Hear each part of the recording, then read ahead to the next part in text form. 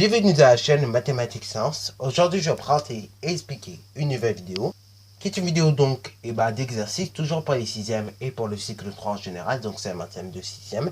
Et plus précisément, une vidéo d'exercice dans laquelle nous allons voir comment on peut décomposer un nombre décimal. Alors là, j'en suis sûr, avec le modèle de décomposition que je vais vous montrer ici, en réalité, vous allez me dire, mais il existe encore d'autres manières de décomposer un nombre décimal.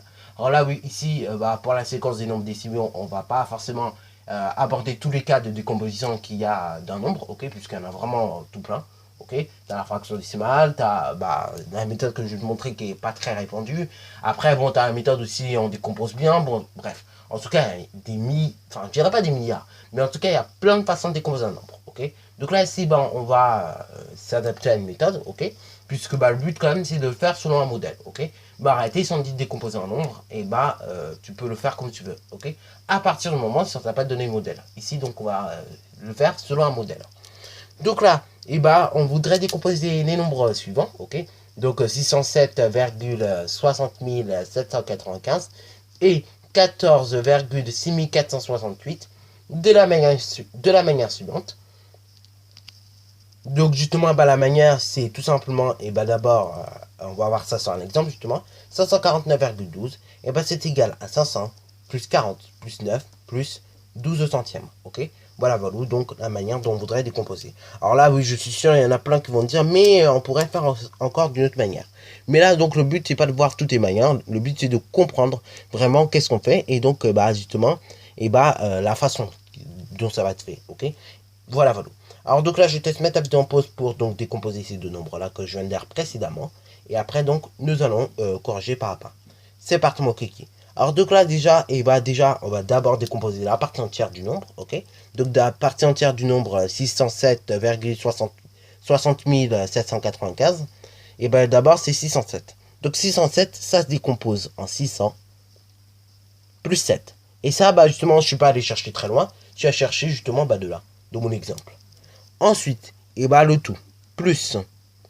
Donc là, plus quoi? Plus une fraction décimale, ok. Et donc là, la fraction décimale, c'est pas très compliqué.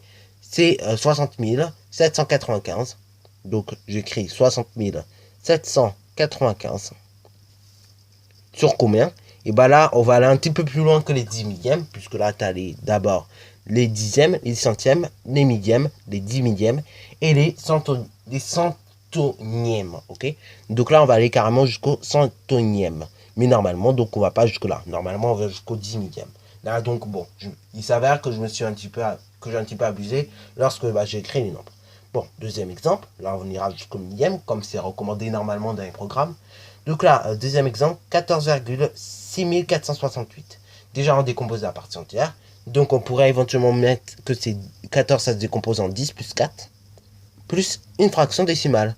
Donc là, la fraction décimale, on compte là où on est, là où on va. Donc là, est-ce qu'on a un millième, 10 millième. Donc là, dixième, centième, millième, 10 millième. C'est-à-dire, donc, on va être sur 10 000. Ensuite, on recopie tout ce qu'il y a. Ensuite, dans la partie décimale. Donc, c'est 6468. Ok. Et on ne met pas de virgule ni rien. Ok. Voilà. Et donc là, du coup, nous avons réussi à décomposer également le second nombre. Donc 14,6 468, ça donne donc 10 plus 4, plus la fraction décimale suivante, 6468, 10 millièmes. Ok.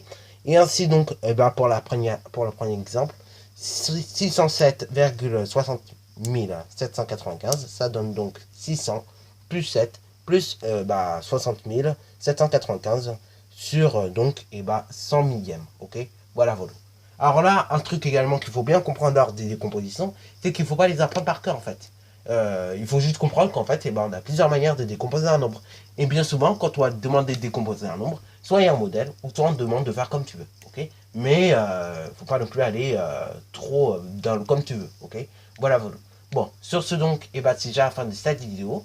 Si tu as bien aimé, n'hésite surtout pas à liker, à commenter. Et donc là aussi, je m'arrête de te rappeler également qu'une décomposition, c'est une autre manière d'écrire un nombre décimal, ok. Voilà, pour ceux qui auraient oublié éventuellement là-dessus, ok. Donc sur ce donc, c'est déjà la fin de cette vidéo.